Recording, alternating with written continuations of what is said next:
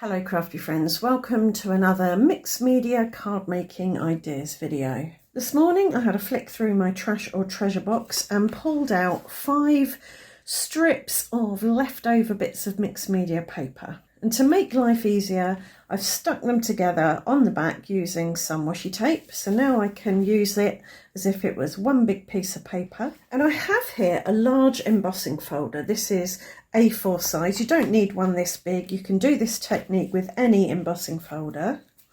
And I'm going to take picked raspberry distress oxide and swipe it over one side of the embossing folder. Now this works fine with felt ink pads like this. It's not going to damage the ink pad dragging it across the plastic like this.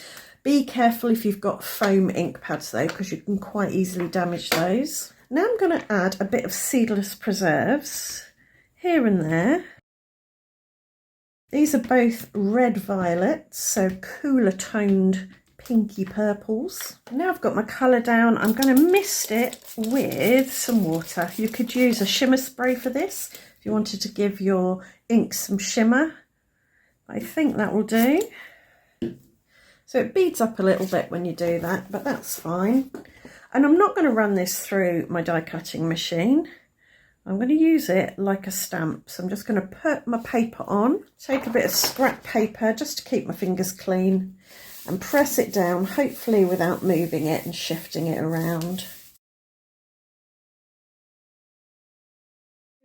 Quite possibly I'll be able to pull another print off of that, but I'm not going to right now. And this is what we've got, a lovely watercolory variegated background. And before this has dried completely, I'm going to dust over some gold embossing powder. I'm not going to completely cover it, I just want it to stick in a few places where the ink is still wet.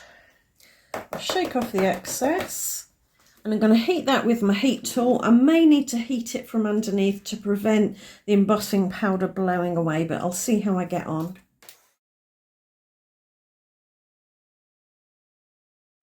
Yep, that worked. I think enough of that gold stayed put.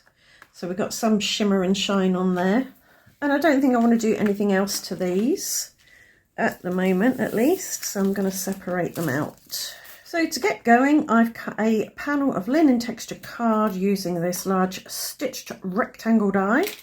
And I'm going to place this smaller stitched rectangle die in the middle of the panel, more or less. Now I've got a nice aperture in my panel with stitching around the outside, because these dies have stitching detail on the outside and the inside of the cut line. I'm going to put some tape runner along the edge of my aperture on the reverse of the panel, and then place this on top of this.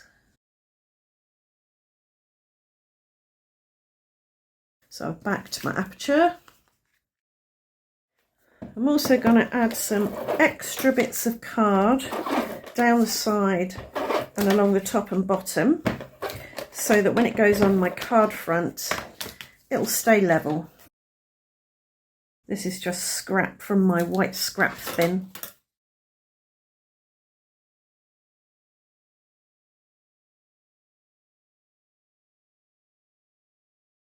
Now that can go on a card blank. For an icon, I've cut this tulip out of matte gold cardstock, and it's got apertures in it, looks lovely, but I think it needs a little bit more substance to stand out on there. So I'm going to back the flower and the leaves with vellum. This is high-tack white glue, and I'm dotting it on the back of my die cut using my glue dotter. There is a video about how to make a glue dotter. I'll link that below. Before I stick that down, I'm going to cut 2 bits of vellum.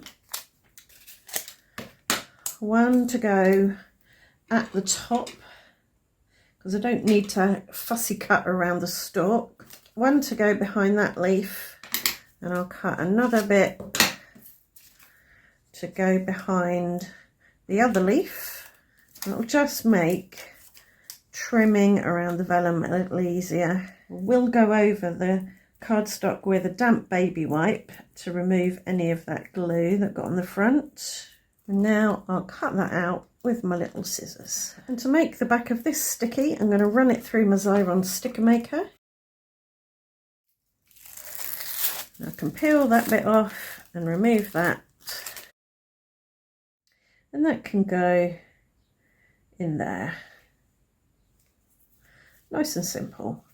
But the vellum just helps it separate from the background a bit. It mutes the background through the apertures. For my sentiment, I've got a sticker from my stash that says lots of love, and I want to pop it 1/3 of the way up the card in the middle over my flower. Try and get it on straight. And I want to put a bit of card at either end to support it.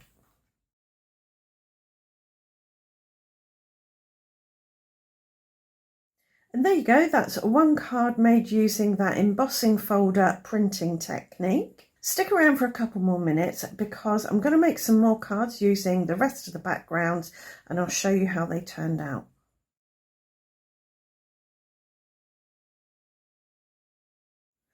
So here we have card number 2, not dissimilar to this one, but instead of making an aperture, I cut a rectangle of the background down, added a stitched white frame on top, then I glued down the gold tulip, but instead of backing it with vellum, I cut a tulip out of white cardstock and inlaid the little pieces, and this does make it stand out more. And on the rest of the cards today, I've used these stickers for my sentiments. Can't remember where they're from.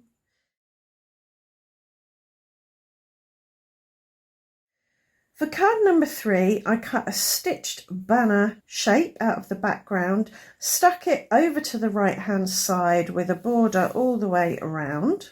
I then added another of the aperture flowers and die cut inlaid the white pieces. And I added a sentiment, but instead of centralising it, I popped it over to the left slightly, just for a bit of variation and to create a subtle sense of movement along this arc here.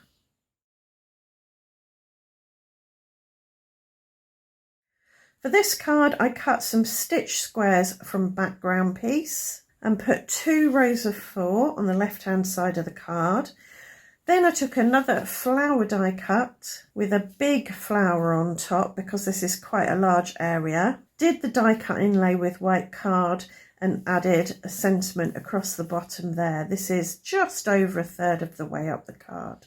I do need to tidy this one up a bit because this piece here got a bit raggedy, so I'm gonna, I think, recut this little white bit and add it back in so it's not torn looking.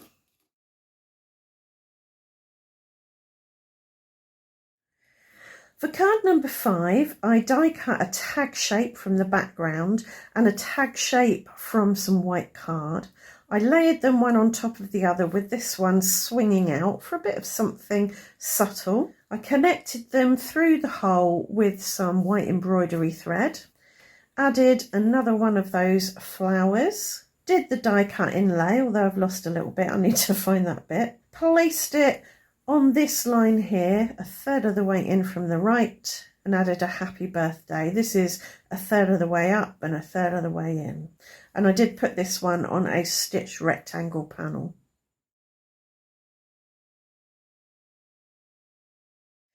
And for the last card, card number 6, I used the last tiny little bits to die cut out some label shapes, which I centered on this 3rd line here and put them on in a higgledy-piggledy arrangement.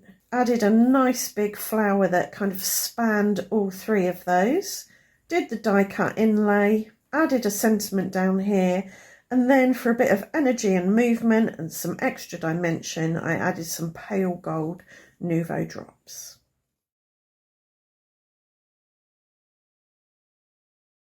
So that's 6 cards made from those 5 scraps of mixed media paper.